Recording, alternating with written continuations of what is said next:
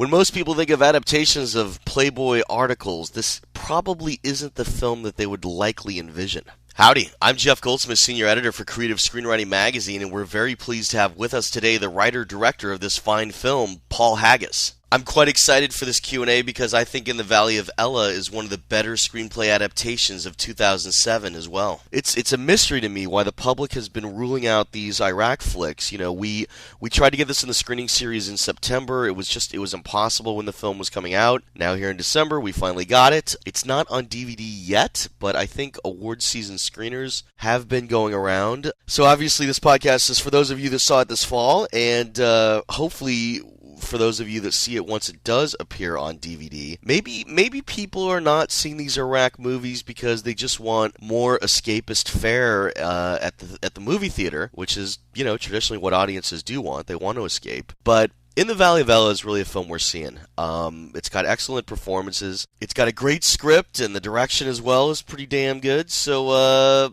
I hope it won't be forgotten in the upcoming awards season. We'll just have to see. Of course, don't forget the latest issue of Creative Screenwriting Magazine is on newsstands in Barnes & Noble and Borders bookshops. In the United States, Canada, and Western Europe, you can always check to see what's in our latest issue by going to www.creativescreenwriting.com. But now, without further ado, let's jump right onto the stage of our packed theater, right as I introduce the writer and director of this fine film, Paul Haggis.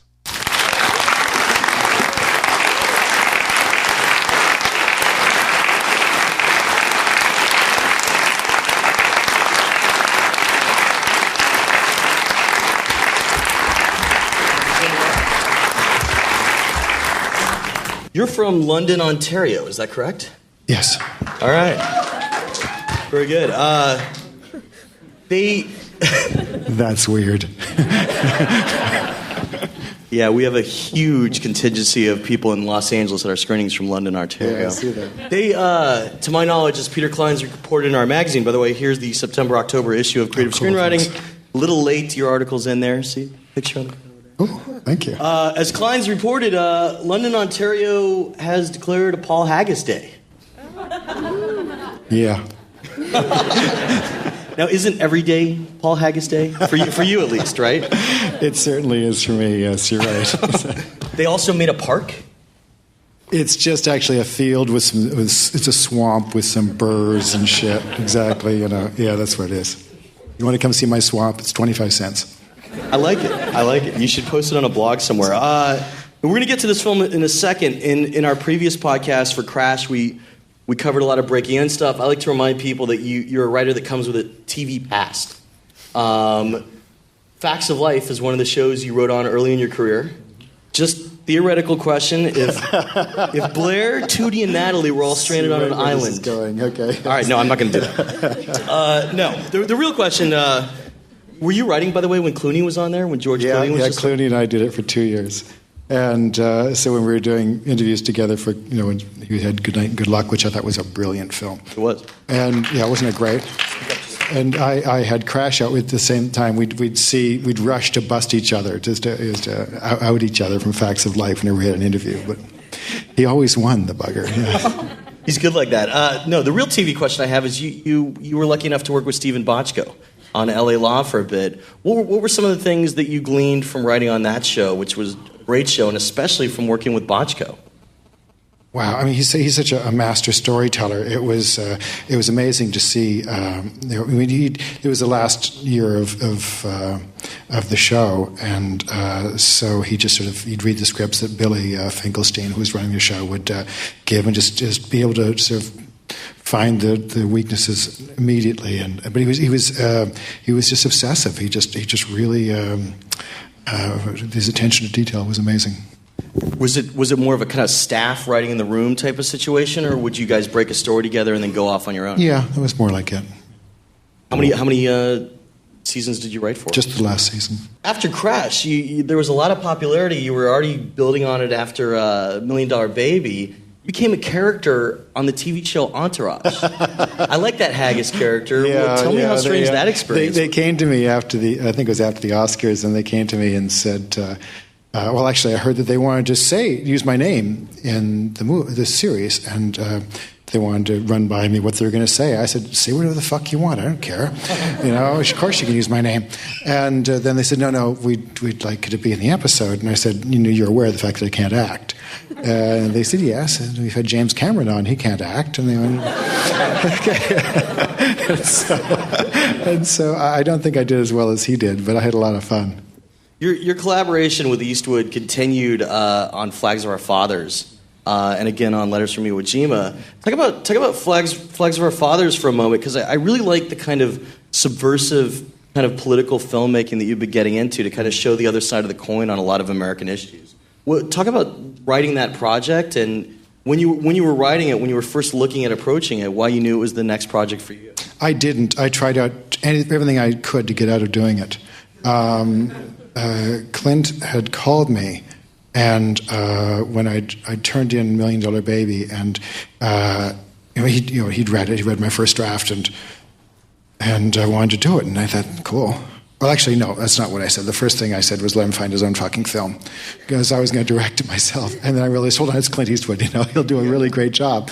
So I quickly said, no, of course he can do it. And about a month or two later, he called me when I was editing Crash and asked, what are you doing? And I was really busy. I was working like 12 hours a day. And so I said nothing, because it's Clint Eastwood on the phone. And so he said, well, I've got this book that I'd like you to look at, but I can't send it to you right now. I've got to talk to my partner first. Okay, so I called on my agents and said, and told them, and they said, well, who's Clint Eastwood's partner? I don't know. You're Uber agents. You should know these things. Well, they didn't, so they ran around for a week trying to figure out who he was. And then so Clint called me back. I'd never met him. The time he called me back and said, well, I gave your script for $1 Million Baby to Stephen, and he liked it. And so one of the three of us get together and meet. And I said, that's really great. Stephen who? And he said, Spielberg. And I said, oh, God, I've got to meet not one icon, but two at the same time. I just about died. So I read the book, and it's a great book, really a wonderful book. And I knew immediately that I could never make it into a screenplay.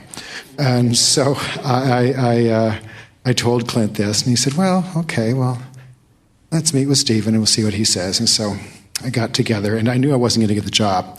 But I was going to record this meeting because I wanted to make sure people knew I was there, my grandkids or something. So I asked if I record the meeting, and said sure. And so the first half hour, it was just like, it's me, it's Clint Eastwood, Steven Spielberg. And so the first half hour, Steven is talking about the first time he met Fellini, and Clint's talking about the first time he met Orson Welles, and I'm hoping they never get to me. I'm just having the best time, and I'm recording the whole thing. And so finally, Steven turns to me and says, so, what did you think of the book? I said, it's great. I think I've got about a 10% chance of making it work into the movie. So he went on, we talked for about an hour and a half, and then they talked. And then Stephen turned to me at the end of the meeting and go, well, what do you think now? I said, now I've got 11% chance. So Clint drove me back to his office, and I got there, and I said, I don't know how to do this. I don't know anything. I have no idea. It's way too big. But if you really, really, really want me to do it, I will. He goes, okay. So, damn. So I don't know, but I've only known later on that in the meantime, Stephen has called Clint Eastwood in his office and said, 11%, who is this jerk? Thank God I never know this. So while he's shooting $1 Million Baby, I'm reading this thing, and I've got my daughter Alyssa, and I got Bobby Moresco over, and we're all they're trying to help me any way they can, and I'm putting it up on file cards, and they leave, and I'm putting it up on more file cards, and I can't figure it out. And so I go to the set every Friday to tell. Set $1 Million Baby. Set $1 Million Baby. I've been going there before because I'm supposedly producing the movie. Now, producing the movie with Clint Eastwood means this: good job, Clint. And that's all you need to do, because he basically knows how to produce his own movies pretty darn well. So I go on Fridays to turn down Clint Eastwood.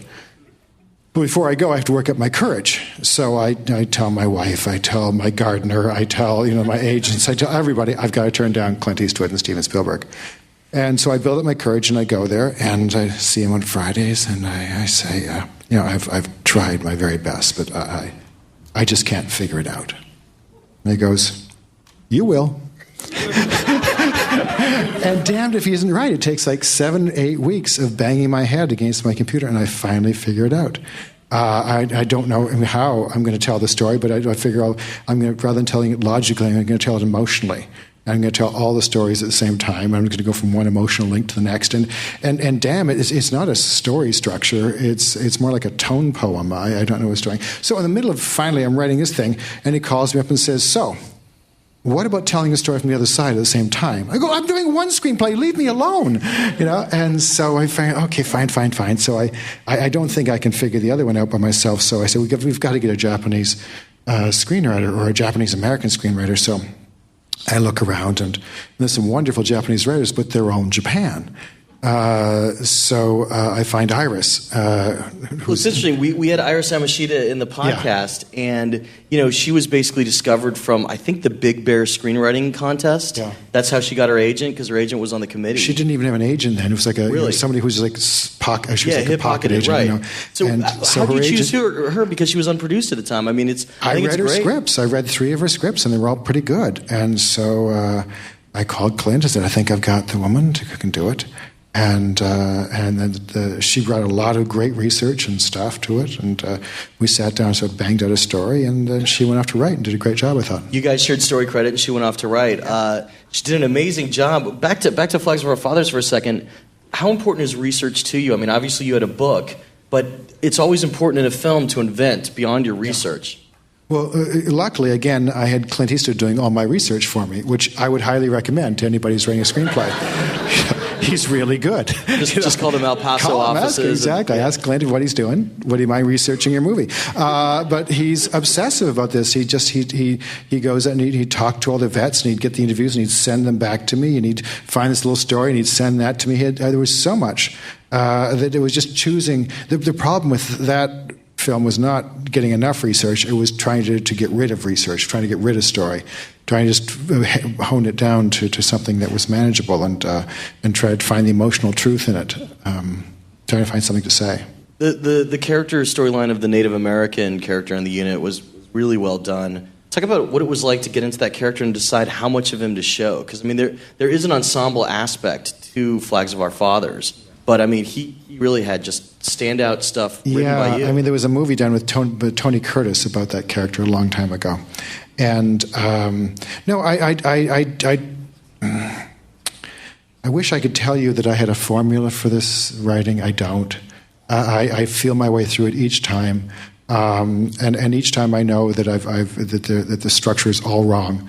It's like this one. I knew the structure was all wrong, but I just have to do it anyways.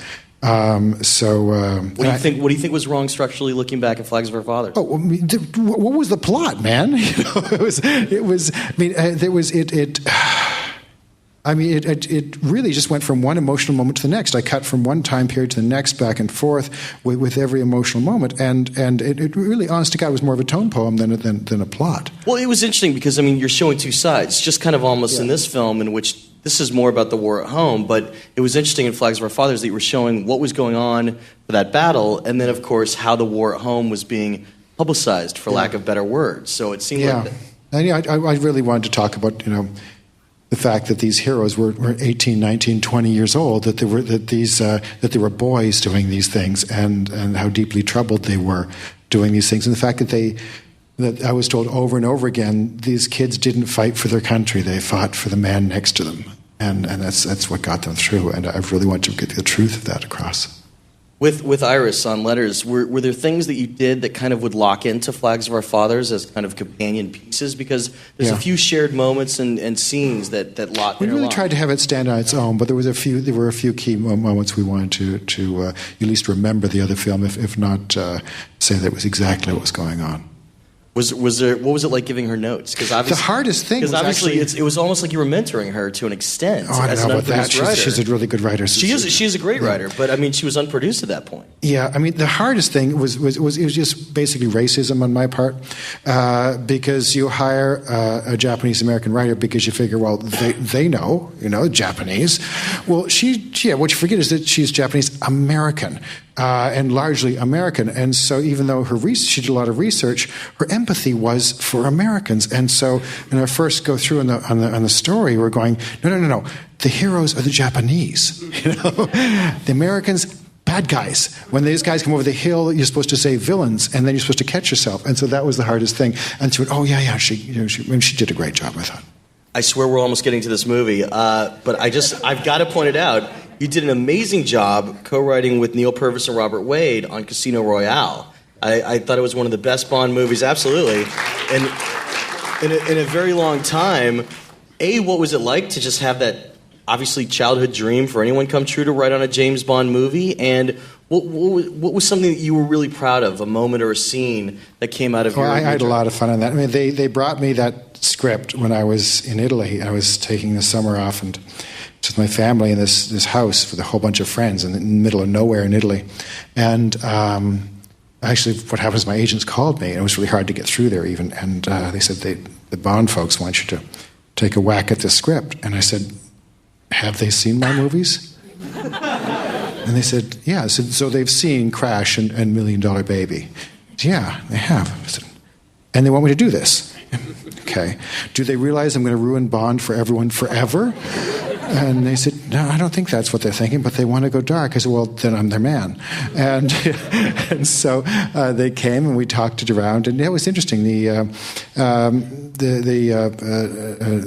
Purvis and Wade had been very faithful to the book. And so I guess it's not telling stories out of school because it's been told already, but the original ending on that was very similar to the book. It was Bond comes back to the hotel room in Venice and finds her dead on the bed. She's committed suicide, and then he sits down and watches TV. She's left him a videotape of why she did it and what she did, and he watches TV, and then he's sent off to this house to find a villain, and the house is sinking. And so I said, I don't know why, but I know she has to be in that house. He has to be trying to kill her and then try to save her, and she has to kill herself. And they went, wow, cool. And so I wrote the whole thing backwards. I just had time to rewrite Act 3. And then I took a few weeks to do that, and then I wrote Act 2 and then Act 1, and then went off to direct a pilot, and then came back into the polish all the way through. How involved were you with the poker sequences?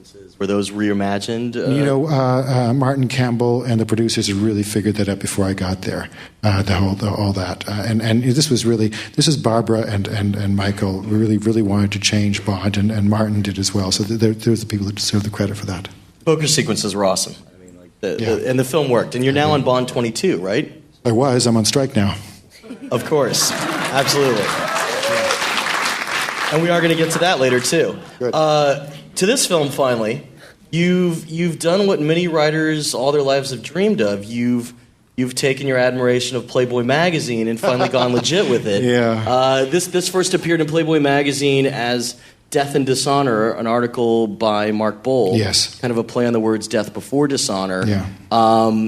When did you first come across this article? How did this... In 2003, I started searching for something to do on the war, and I found... we knew we weren't getting the truth that was going on, and so I went on the internet. Wait, slow down. What? I know. So I went on the internet and started looking for stories, and it was really hard to find anything. But I found a couple of video clips that our troops had posted and gotten around the Pentagon's censorship machine. They didn't last very long, but there was one that really troubled me, and it was some rock anthem that he'd cut it to. It was an 18 or 19-year-old kid, and was serving over there. And at first, you'd see buildings exploding and tanks roaring by and large weapons firing, and then there was a moment where one of these young troops posed with his arm around a burnt corpse, a completely incinerated corpse, goofing with it. And then there were more bombs going off and Humvees rolling by, and then there was a body on the ground, an Iraqi man, and he was in pieces because he'd obviously been hit by a large round. And one of these kids reached out and picked up the hand and waved it at the camera. My God, what's happening? What's happening? Because I know these to be good men and women. I mean, they go there for all the right reasons, most of them. And this was really early on. This is late 2003, and this is happening already. So I went looking for something, and then I found Mark's article, and that was really troubling. It was about a man who goes searching for his son who's gone missing, which is a lot of this movie's based on. And I went to option that, and that took me a long time to set it up. Clint Eastwood actually championed it after I wasn't able to sell it. I couldn't. No one in town would do it. What year did you option it? Beginning of 2004. Right, because at that time it was basically considered un-American to have any dissenting point of view towards the government. You remember what it was like here? Even then, every second car had a flag on it. Yeah.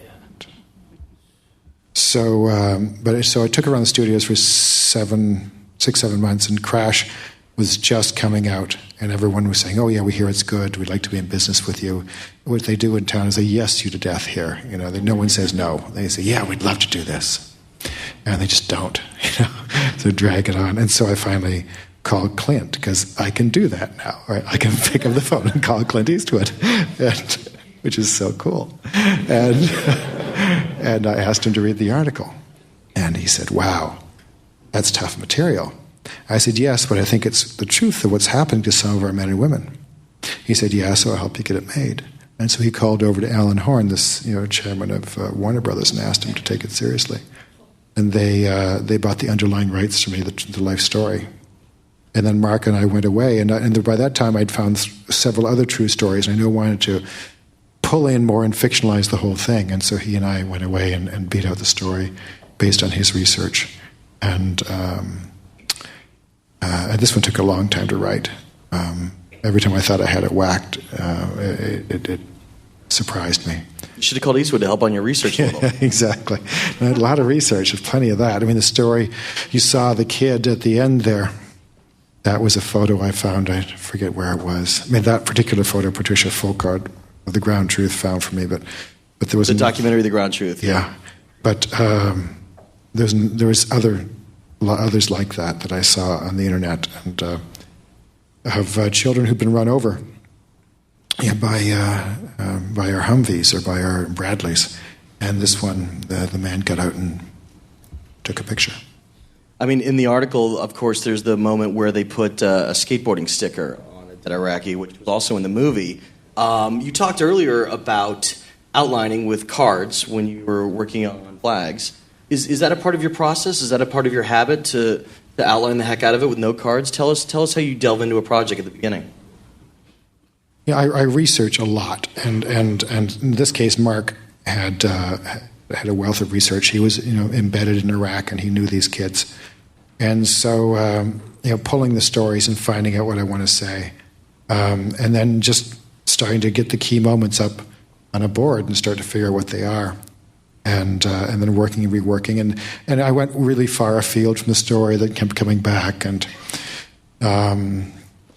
so it was a tough project. When I finished this movie, it was 3 hours long. There's a lot of great scenes I cut out of this, a lot of really wonderful actors I cut, and I found the more I cut away from the story, the more of my dialogue I lost. Same before I shot it, the more dialogue I took away from the scenes, the better the movie got. How many cards would you say that you would use per act, or is there a way to even specify it when you? No, I have no idea. No, okay. I have 2 boards. I try not to go past the 2 boards. So 2 boards? Yeah, yeah, 2 boards for a movie. That's the limit. How many hours a day do you write when you write on a project like this? Pretty obsessive. I start out by writing 4 or 5 or 6 hours, and I end up writing 10 or 12. Okay. Wow. How long would you say it took you to get your first draft of the script done? This one took me 6 months. You said it was a 3-hour movie, so how long would a draft like that? 112 pages. Really? And it still ended up 3 hours? Yeah. I'm a really bad director. You were talking, Lanny Davis was the father of the son in the original article. Was he involved in your research? I tried to stay away. I didn't want to meet Lanny. Mark knew him quite well, and I didn't want to meet Lanny or Remy, who were the parents, until I'd finished the screenplay, because I knew I would fall in love with them, and I didn't want to. I needed to say some pretty awful things. And And so I sent them the screenplay when it was done, and I think they were pretty hurt by some of it, even though they knew it to be the truth. Some of it to be the truth. I mean, Lanny has a different idea, Lanny and Remy, of what happened to their son in the end. I mean, they knew all the facts are the facts, the chicken shack, the strip club, them eating afterwards, all that stuff is exactly what happened. But he believes that his son was... something happened in Iraq, and his son was going to blow the whistle on that when he came back, and that's why he was killed. It was a rape in the original article, correct? That's what was suspected. That was the suspected. Okay. And I didn't want to tell him he was right or wrong. I mean, I base this on Mark's research. I base this on the confessions. So this isn't really an adaptation of Mark's article. This is more of an original screenplay, essentially. Okay. Yeah, I think so. And you and Mark collaborated on the story, but you Very wrote the much so. screenplay. Yeah, we took his... Yeah, exactly. It was a long time, the two of us sitting in a room trying to figure this out. You were talking earlier about cutting. Your dialogue is really lean, and I mean, whatever Tommy Lee Jones is saying is just really to the point and perfect. Talk about that cutting process. Was it more in the editing room, or was it on the page? Both. I find that you really have to be really cruel with yourself, especially it's really cruel with your work. And I took out stuff that I just loved. And I took out stuff, even lines I loved, even the very end. And things people who'd seen some of my earlier cuts got really pissed off at me for taking them out. But I didn't... I wanted the experience to be something that... well, first of all, I wanted to fool you into thinking you were watching a murder mystery. And I thought that I could market it that way. I was wrong. But I thought, oh yeah, you come to see Tommy Lee Jones and Charlize, a murder mystery. Iraq. But that's not the way it got marketed. So, but I wanted to... the form I was using... I said, okay, here, I'm going to use a murder mystery form, and I'm going to use the elements of a murder mystery and actually subvert those in order to fool you into what you're thinking, where people usually put the MacGuffin, or put the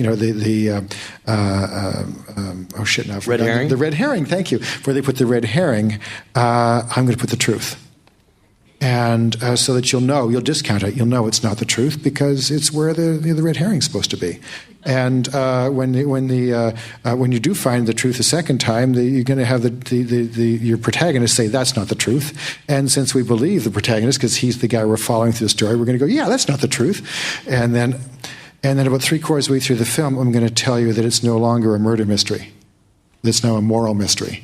That all those conventions I know I'm now going to get rid of, and where you usually have the protagonist chasing down the bad guy and beating a confession out of you. Well, he's going to do that, but he's going to be wrong.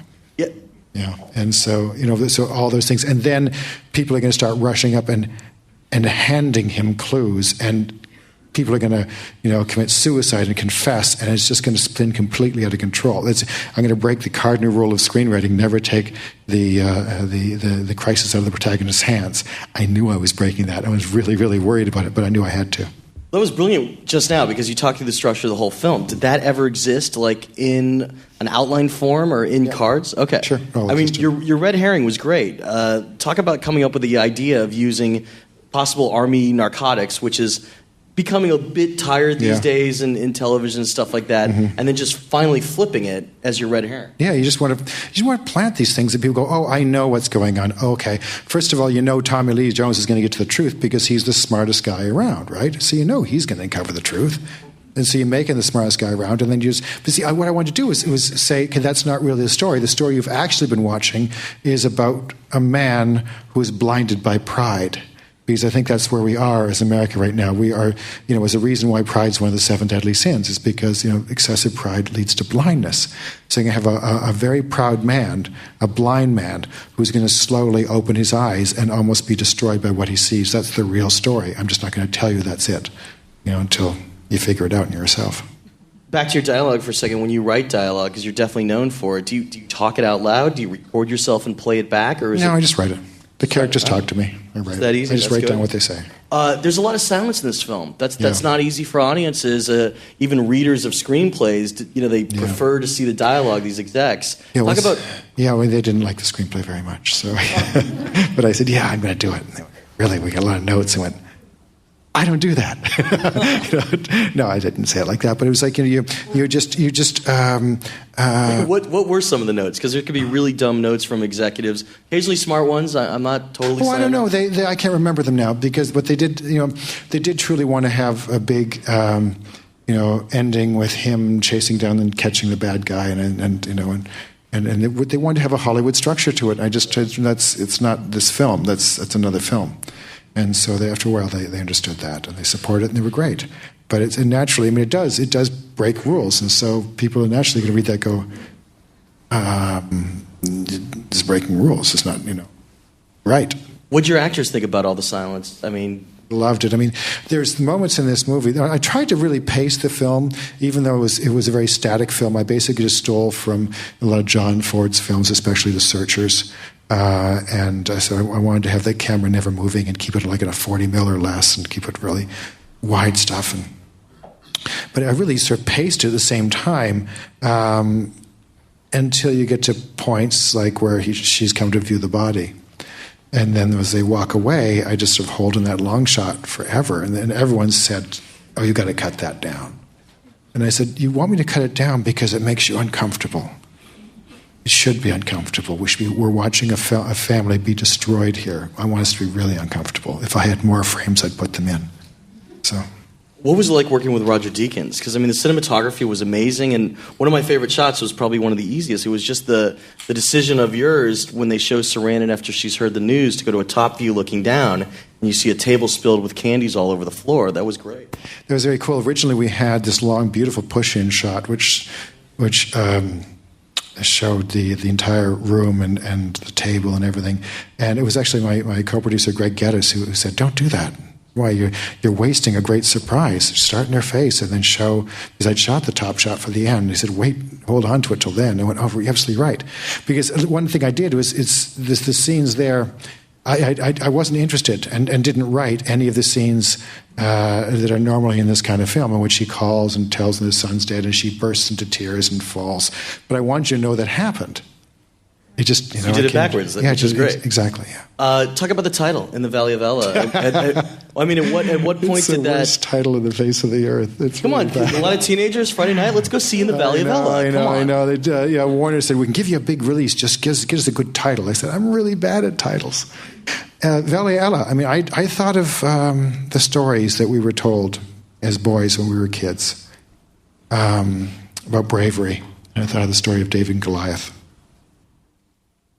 And these things come to you in pieces. Originally, we were looking for what story he could write. He could tell the son, and a Bible story, and we were looking around for a few of them, and came up with this one. But then when I landed, I went, "Oh yeah, we tell these stories to our sons. These stories of great bravery, and there's no story like David and Goliath. He's this little kid who comes to fight this giant, and." He's so small that the king's armor falls right off him, and he steps out there with these few stones to fight the giant, and he stands there as the giant rushes him. He doesn't run. I would have run. Stands there until he gets close, because you have to get really close to be able to hurl a rock, with any force and any accuracy. He had to let that giant get close and then charge, and he threw the rock and killed him. Incredible bravery. And so that's what I think of our men and women who go to Iraq. They're much braver than I just to set foot in that stand. But then I thought a couple things. That what kind of a king sends a boy to fight a giant that his bravest and strongest warriors won't fight, that he won't fight himself? How sounds familiar, strangely. Yeah.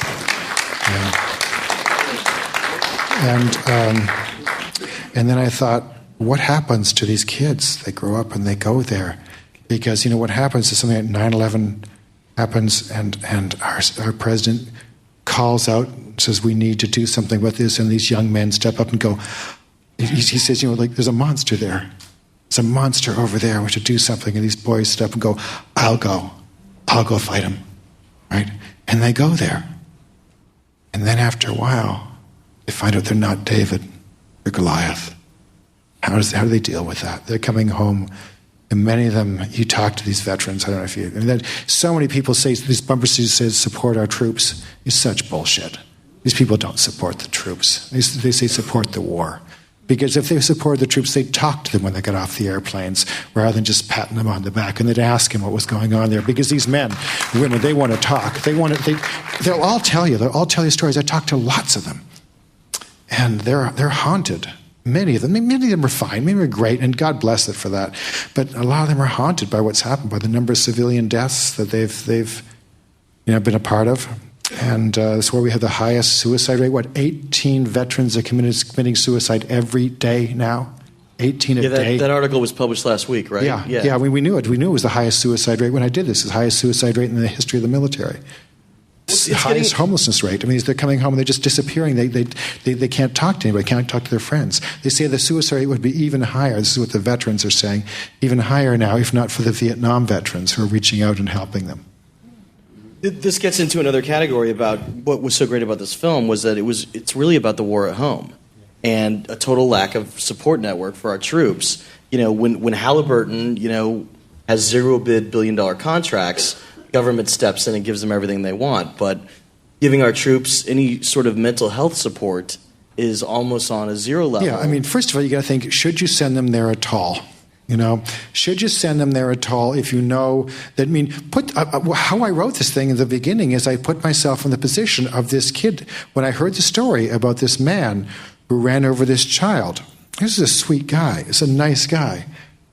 Haunted by this and said, okay, make this decision. Okay, you, Mr. Big liberal Haggis, you're sitting in that, behind the wheel of that Humvee, and you're driving down there, and if you stop this vehicle, it's not just you, because it's an easy thing. We'll sacrifice ourselves anytime. We're Americans. We'll sacrifice ourselves for a kid. I'll die. Not a problem. So would you. Not a problem. It's not me. It's the man beside me. It's the 6 men in the back. It's the 5 vehicles behind me. They're all potentially going to die if I stop this vehicle, because shitheads will pop up with RPGs and kill us all dead. Me, all my friends in this vehicle, all of my friends behind me, or that kid. Make a decision now. You're 18 years old and you've got 3 seconds. No, I mean, that's the drama of this movie. I mean, there's drama on every level. This isn't a long line of movies that have kind of dealt with post-traumatic stress disorder, ranging from 1946, The Best Years of Our Lives, to then the slew of Vietnam-era films like Taxi Driver, Coming Home, a little bit of Apocalypse Now, The Deer Hunter, Born on the 4th of July, and then, of course, Tommy Lee Jones in Heaven and Earth. When you were getting into that issue, because you did a great job of showing the war at home beyond the murder mystery that was the center of the movie with soldier that was drowning his dog, and then killing his wife. Yeah, man, that's the only story I made up. Real stories. That was the only story I made up, and the whole thing I made up one story, and this was the drowning. Right? It was a great way to articulate family it was really life. Good. I felt really proud of that in a moment until the film was finished, and I got a call from a Marine friend who said, "I'm going to send you an article." Sent me an article from a small town newspaper, but a man who walked into the police station and said, last year, when I walked into the police station with my 2 kids, and I told you that I came home that Saturday night and came home and found my wife drowned in the tub. It's a lie. I did it the first weekend back. So even the thing I made up was true. That's pathetic, by the way. Yes, it's worse than pathetic. But I mean, how far did you know that you wanted to expand into post-traumatic stress disorder? Because you do have an A story, so it was touched on, and it was good to show that there was no support group. But was that happening in the 3 hours? Was that in the stuff that was cut? No, it was there. I mean, there's a lot of stuff in the ground, but it's you try and hone it down to the bare minimum. There was great stuff. There was this actress called Judy Marte, who's a brilliant actress who played Mike's girlfriend. Jennifer, right? She's a multiple amputee? Yeah. J-Lo. Jennifer Lopez was her name. And he's searching through her. Tommy Lee Jones is searching for her through the entire film and finds her near the end. And to discover that she had lost her arm and leg her first day in Iraq. But she knew Mike before, and she talked about how wonderful he was, what a great kid he was back here. And then she tells Tommy that Mike came to visit her the day before he disappeared, and he saw her, and the first thing he did was laugh. And first of all, she was a little shocked, but she sort of said, "Cool," because she was tired of these sympathetic looks, and laughing was almost a relief. And then he said to her, "Don't worry, the parts I'm interested in still work." And she just didn't know what to say. She was like, you see Tommy's face, and he stands and he thanks her for sacrifice. And he leaves and he walks out through all these other amputees. And I realized the hard way that if that scene was in the movie, I didn't need the rest of the movie. It told the whole story. So I had to cut it. I mean, there were some terrible decisions like that all the way through. She was brilliant. That's tough to cut stuff like that. Talk about getting into some of the characters, because you write very character-driven material.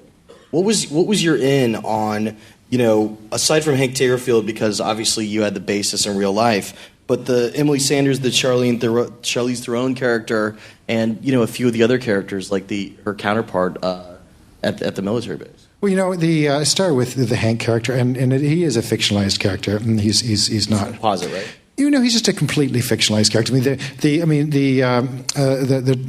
man we based him on, was a military police officer, did drive a gravel truck, did go in search of his son, all that. But the character aspect of himself, the pride that even though this Lanny really has that pride, I really sort of made that the central issue here, and his arrogance and his pride, because I really wanted to talk about America. I wanted to embody America in this man who we look at, and we don't agree with his politics, maybe not, but he's an American. We all recognize him as an American, and so that's what I wanted, something anyone could recognize as American. And then, so the pride was his Achilles heel all the way through, and I think hers as well.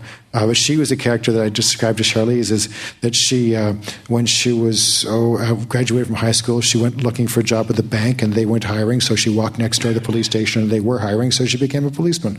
And she was promoted, and that's all. She just was trying to get through the day. She didn't want to go out and solve any big crimes, but then the fact that it just got rubbed in her face, and rubbed in her face, and rubbed in her face, and she finally had to lash back.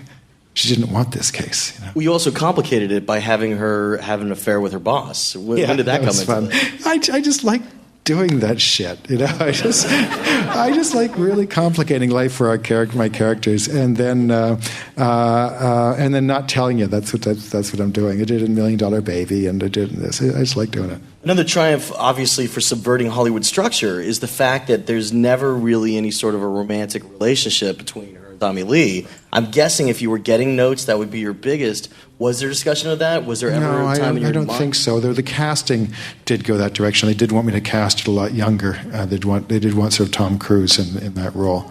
But you understand it. It's a tough. It's tough material. You're going to try and put big movie stars in it, but I really knew that Tommy Lee was the guy for it. And it was never Eastwood. It was always going to be Tommy Lee. No, of course. In my dream, I thought Eastwood could do it, but he told me right away he was never going to do it.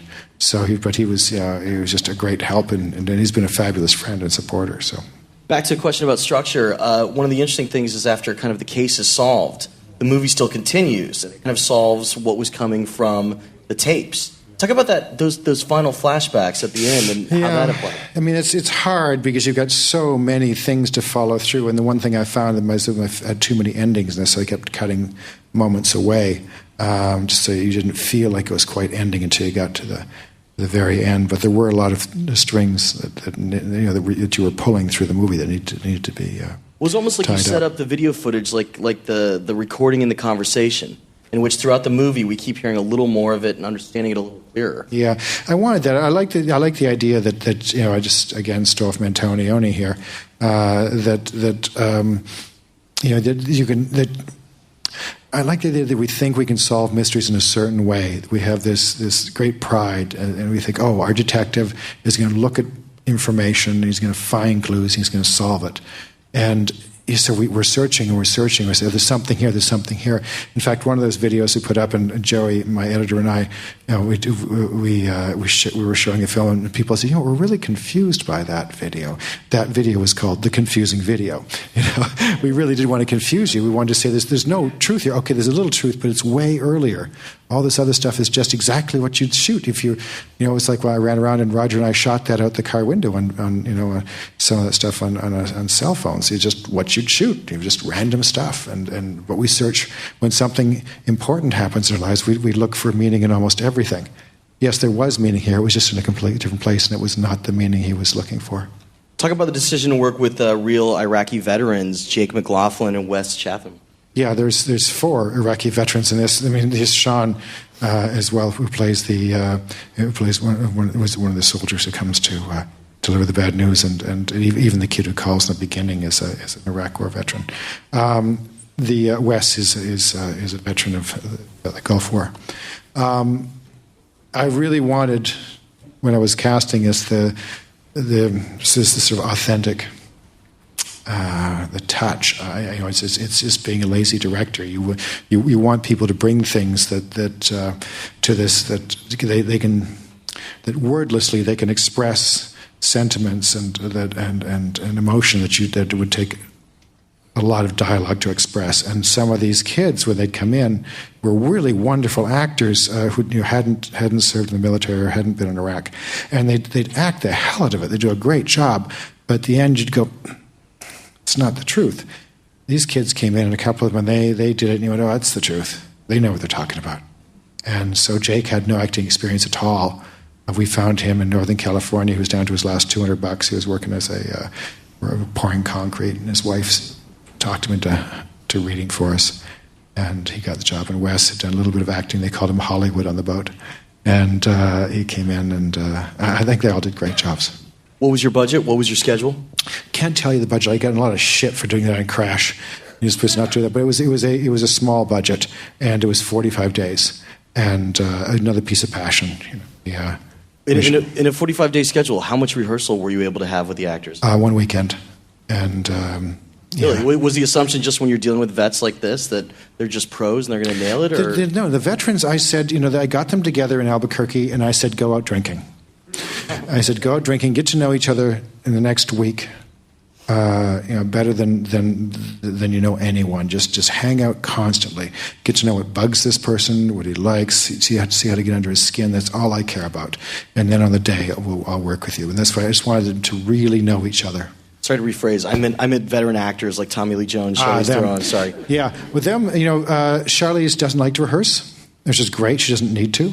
She really, first instincts are her best. If she understands it, she can do it. Tommy Lee and Jason, we had a weekend together, and we went through the script and just talked it through, and that's all we basically did. We're going to open it up to the crowd in a second here, just talking about kind of the culmination of the movie and the final scene. I love your setup and payoff of the country in distress. Again, with the flag. You like those flags, Haggis, flags of our fathers. Talk about the concept of this flag flying upside down and, him stopping off at the school to tell this janitor to fix it, and then, in the end, using his son's flag flown upside down as the distress signal. When did that come into your process, that idea? Early on. When I was trying to frame the story, I knew I wanted to find a device that did it. It was a really difficult decision to keep it in the end, because I didn't want I wanted to be a political film, but I wanted it to be nonpartisan. It was very important to me that I didn't point a finger at those who believed in the war. That you just went along with the emotional experience and said, I like pointing the finger back at myself, like pointing at us, and I said, okay, even though I was out demonstrating against this war in its first week, I am just as guilty as everybody else. Those men and women are there representing me. It's my shame as much as anybody else's, so I'm not going to stand in a soapbox. What I'm going to do is say, okay, this is the mess we have, and we have to face it. We have to face it together. So the most difficult decision was the final image.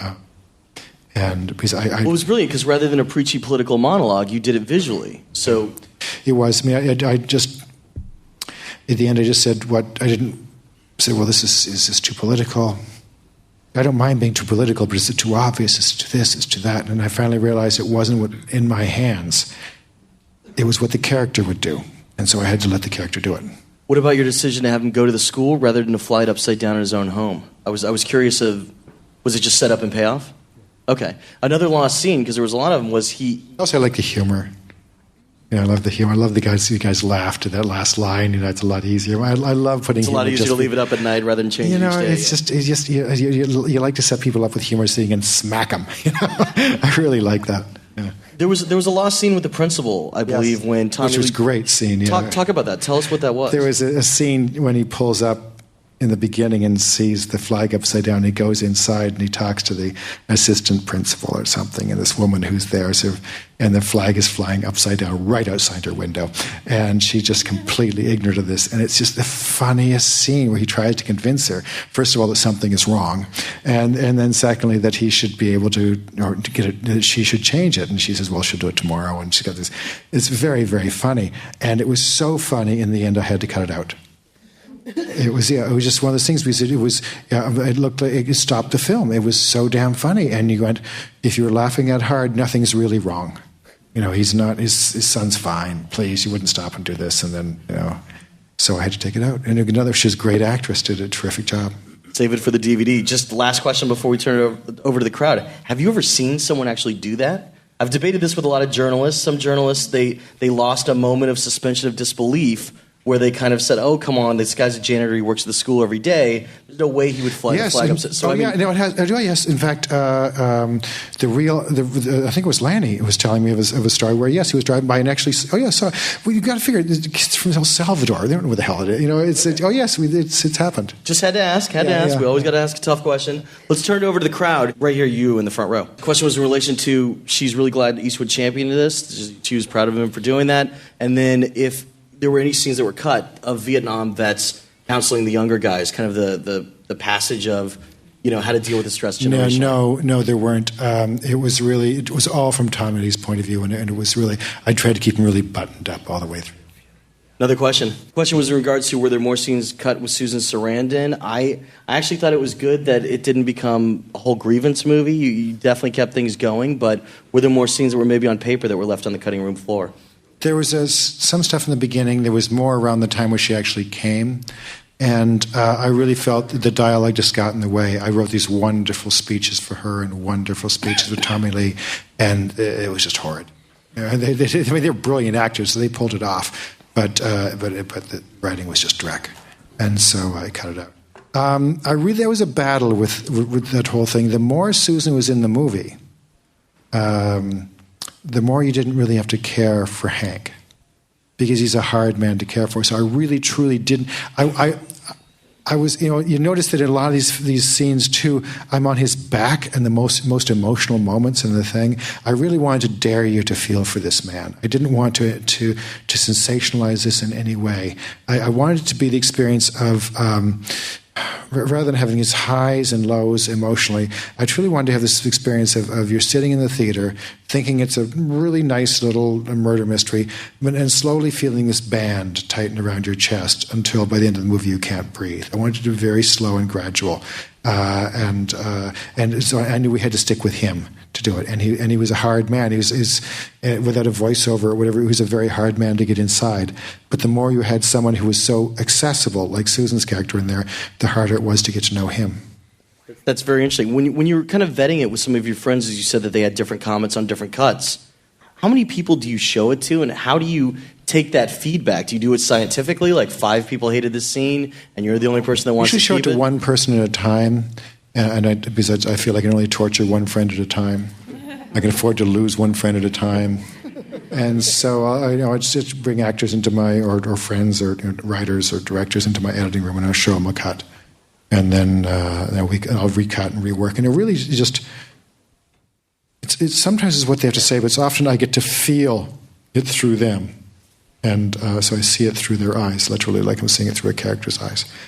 And sometimes they have good ideas, but often I don't take their ideas. I'll just really feel what I'm feeling sitting beside them.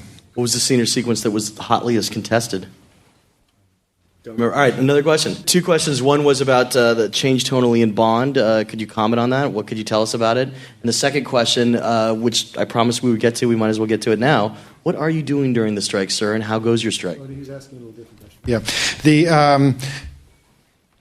The tone's exactly the same. It picks up 2 minutes after the last film, and it's exactly the same tone. If you liked that one, you'll like this one. And I think Mark is a brilliant director, and he'll do a great job of that. And Daniel is great. And also Mark and Barbara, and Michael and Barbara have a really strong hand in steering it, and they steered the first one, they'll steer this one, so it'll be very similar. The pressure to get it in. I was pressure to get it done before the strike. I was already, that movie was supposed to start shooting 4 weeks ago. So by the time the strike came, we were 4 weeks away from shooting. So we already there was an original script. We decided to go a different way. So I did then 2 outlines, a first draft, a second draft, and 4 polishes. And so I finished as much as I could the Friday before, and then just turned it in. And then waited the weekend, and that was it. There's stuff that was unfinished. If there's, we're hoping the strike is over so I can finish it. If not, they'll figure it out. It's so. Didn't Eastwood shoot your first draft of $1 Million Baby? Yeah. You're safe. But there's stuff because there were some changes, from the first draft to the second draft, from the second draft to the polish that were significant. So yeah, I'd love to get back in and get my hands out. But if I don't, they'll figure it out. What are your views on the strike? What have you been doing during the strike? Where have you been picketing? Have you been picketing? Picketing Sony every day. I just think it's important that writers get out there and walk the line. And actors, thank you so much for coming. The directors supporting us, really appreciate it. I think we're moving to Fox in the new year. We're no longer picking it as Sony after Monday. I'm a big supporter of the strike. I think we've got a situation now in Hollywood where we've got 8 multinational corporations that are trying to. It's basically union busting, is all it is. You could put a face with Rupert Murdoch or Sumner Redstone, but Universal is NBC, GE. It's GE, and then Sony is Sony. So. Yeah, no, I think it really is. It's like multinational corporations, like GE, will say, we'll sell another nuclear power plant rather than deal with this, and they can afford to. So I think they've miscalculated. I know they've miscalculated. I've never seen the Guild tighter, and I've been through 4 strikes now. I lost my home during one of them. So which one? Talk about that experience. Was it 85 or 88? I don't remember. I think it was 88. How long did that strike last? 6 months. 6 months. Yeah. So it was as a result. It wasn't during. It was just after. But it was as a result of that I couldn't recover. But people are really hurting now. Actors, writers, a lot of the craftspeople are really hurting, and I think it's incredibly cynical that these sons of bitches are doing this. But they truly just don't care. These aren't the producers who care about movies and television. Those people want to get back to work, and they know that we need a tiny piece. We're just asking for a tiny piece of reuse. It was a crime that we gave up our copyright, but we did. But now, when you reuse something, if you like anyone who writes a song or does anything else, you deserve a penny. But they say no, you don't deserve anything, and because they don't want to give anything to the directors, they don't want to give anything to the actors, and if they do, they want it to be like we have in our DVDs, just so little that it doesn't count. Well, and the bad DVD deal came from the early 80s, and the studios promised they would renegotiate, which is why when internet and streaming, which they're making money off currently, they said, we don't know the structure, we'll renegotiate. That's when the WGA, I think rightly so, said no. We're going to win this. But the interesting thing about residuals also, The other interesting thing, there's been a lot of disinformation, if you want to elaborate on it. The interesting thing about residuals is there is no negative cost to a residual. If Crash, the popular movie, is still being bought 10 years from now on streaming or downloaded videos, you should get a piece of it. If Last Action Hero, which people really didn't like that much when it came out, isn't really selling 10 years from now, there's not much of a residual stream from that. So there's no negative cost. It's only on new money coming in. No, it's criminal. As simple as that. So, but I mean, the studios have decided, or the corporations decide that criminality is the way they should deal with people. It's no different than all the big corporations that have been doing the last 50 years. It's just we're getting bigger and bigger. It's all they're doing. You've seen the Guild change a lot. Are you confident with the strike leadership? Yeah, really confident. Okay. These guys know what they're doing. I'm really, really happy to be represented. Great. Right there, you, sir, in the glasses. Why don't the A-list writers and actors and directors get together like in the old days, the way UA was formed, to start their own company to get away from the studios? Yeah, I think you're going to see more and more of that happening. It is happening right now. It's the distribution chain that's most difficult to crack right now. But the studios do own the distribution chain. Right there, you, sir, in the middle. You've worked with a lot of luminaries ranging from Bochco, Eastwood, Ed Zwick. Is there any piece of advice that was given to you that's always stayed with you? Yeah, it came from Ed Zwick and Marshall Herskovitz on when I was doing 30-something. I turned in my first script, I was the supervising producer and writer on the show, and I turned in my first script, and Marshall and Ed came into my office, and we sat down, and they said, really, really good script, Paul, what's it about? And I said, well, it's about, this concept and this clever plot turn and this great dialogue. And they said, yeah, that's really, really good. But where does it come from within you? What questions does it ask that come from within you that you're trying to explore? And I said, it's supposed to do that? And so I was like, I thought I was supposed to write clever stuff. I thought the writer's job was just to entertain and to write clever stuff and do this. Looking inward, I didn't even consider this. So from that point on, I started doing that and started looking at things that made me uncomfortable, questions I couldn't answer. And when I find something I can't answer, a question that troubles me so much it keeps me up nights and I don't know what the answer is, then I write a movie about it. That's the best way to write. Another question. The question was in regards to the best way for him to independently produce his own screenplay without studio support. I don't know, man. We live in the YouTube era. There's so many different ways. Gathering talented people around you, not really worrying about the money first, I think is a good way. Getting actors involved that you really, really admire. If you're going to direct it yourself, great. If not, getting a director you really admire. Or line producer, somebody, and the best people you can, so that you create a little package for this. But when we go for the top, go for the best, go for people you really, whose work you really, really admire, I think, and then go for your money. Then start looking for it, because then people will go, well, it's like with agents. It's why writers need agents. It's not really because they'll submit their work, because you can probably submit your work somehow. It's like the studios go, well, at least somebody believes in him, or someone believes in her. It's like an agent, which don't usually have great taste, but at least one agent believes, and so therefore there's a filter process. So they'll look at that and go, oh, in my case it was Don Cheadle.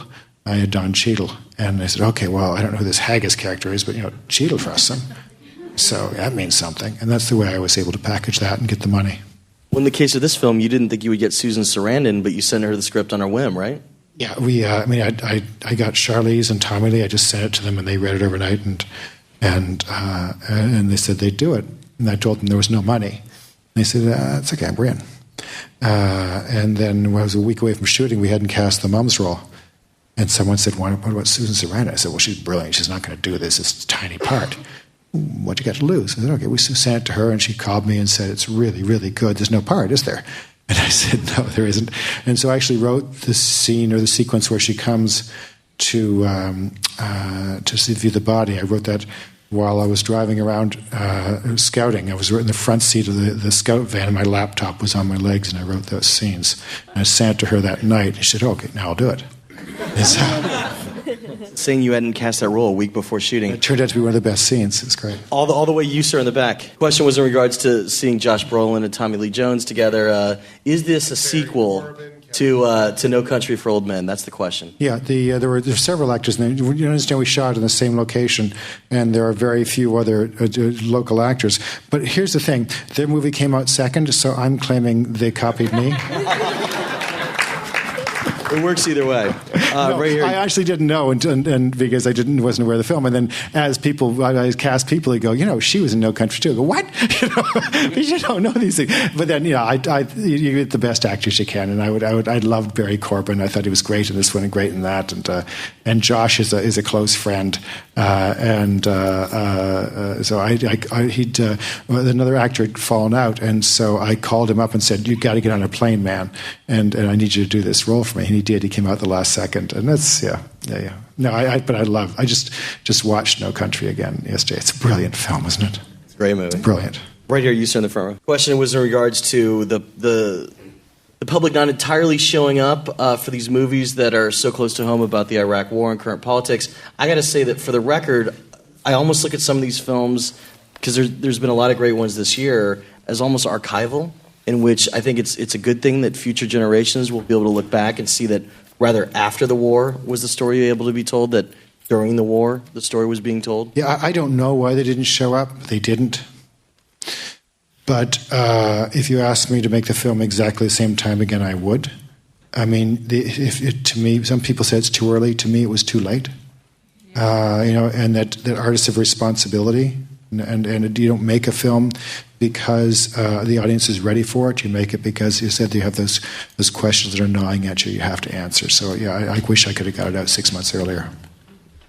Another question. What was it like working with the company Summit Entertainment? They were great. They really were terrific. They stepped in and were the first people to, because we financed this independently. I mean, Warner Independent was releasing it, but we didn't have the money to produce it. And Summit, as soon as they heard that the script was finished, read it and said we want to do it. And so they put the money up. They and Steve Samuels put the money up, and they were great.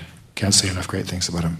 A few last questions. All the way on the side, she's waving her arms. Question was in regards, I'm going to paraphrase here, to the fact that it's possibly not ever popular to make politically based films that don't share the consensus point of view.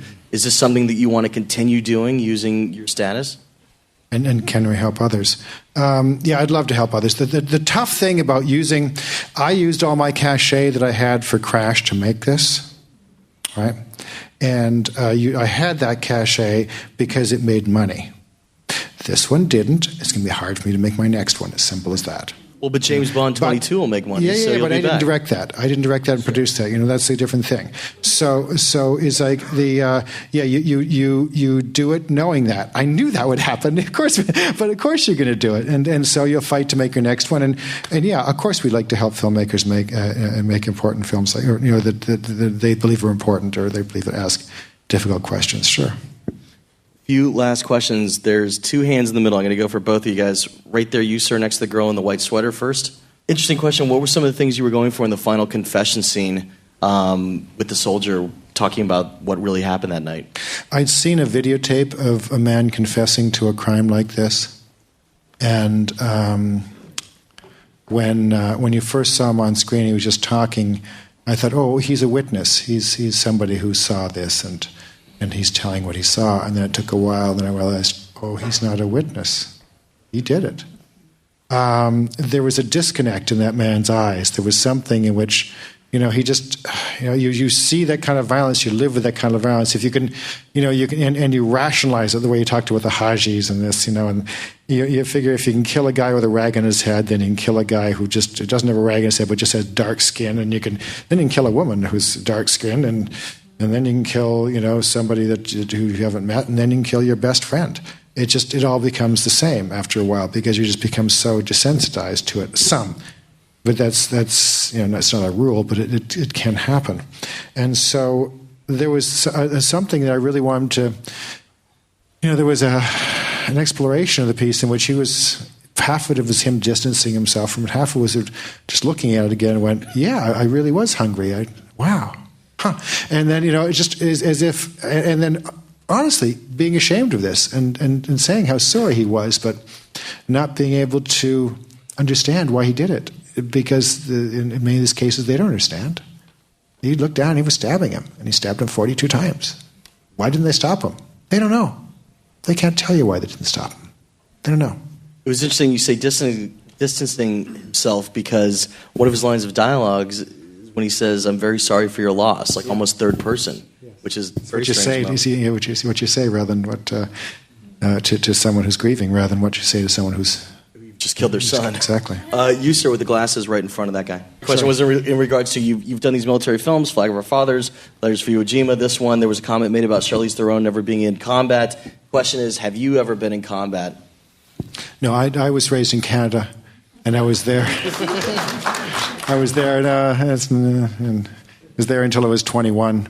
I came down here when I was 22. So now, by that time, Vietnam was over. So no, I did go to a military school, and so I knew that life, and so I knew that mindset, and I did have to teach Tommy Lee how to do the military corners on a bed. He didn't know, and so, but I have a great affinity for them. But no, I think that line's in there that points directly at me. As much as anybody else. I don't know. I've interviewed a lot of men now, and I've sat across my kitchen table from them as they've told me these stories, and I see their eyes, but I don't know. I do know, though, that we should listen to them. That's all I want to do in this movie, is just say, listen to these guys. What was the scene that really kept you up at night that you kept coming back to? There's so many of them I kept coming back to. The confession was one that haunted me. The ending in total. I just kept rewriting this film. The structure just killed me. You've been very generous with your time. Not just an actor on TV, the Haggis character. Give it up for Paul Haggis. Thanks so much. And that's how the Q&A went down. Special thanks again to writer-director Paul Haggis for being so kind as to spend time with us. And I really hope you give this film a chance when it does come out on DVD, because there's a lot of good stuff in it. There's great performances, great writing, great direction. It is worth your time. If you dug this episode of the podcast in general, consider tossing a virtual tip into our PayPal virtual tip jar by visiting www.creativescreenwritingmagazine.blogspot.com and look for the PayPal icon. Your tips are appreciated and definitely help out with equipment, hard drives, and all the other stuff we need to keep this podcast running. Of course, feel free to check out my blog, which I even managed to update on the rare occasion that I have time to do so by visiting www.jeffgoldsmith.blogspot.com. You can also always feel free to drop me a line by emailing me at yo.goldsmith@gmail.com, and I'll do my darndest to get back to you as soon as I can. Of course, don't forget to click that subscribe button in iTunes or your podcatching software, because that's how episodes are downloaded automatically every time you click refresh. And if you have a minute, feel free to leave us positive feedback in the iTunes Music Store or at podcastalley.com. I'm Jeff Goldsmith, Senior Editor for Creative Screenwriting Magazine, thanking you again for tuning in and telling you to stay out of trouble. Till next week.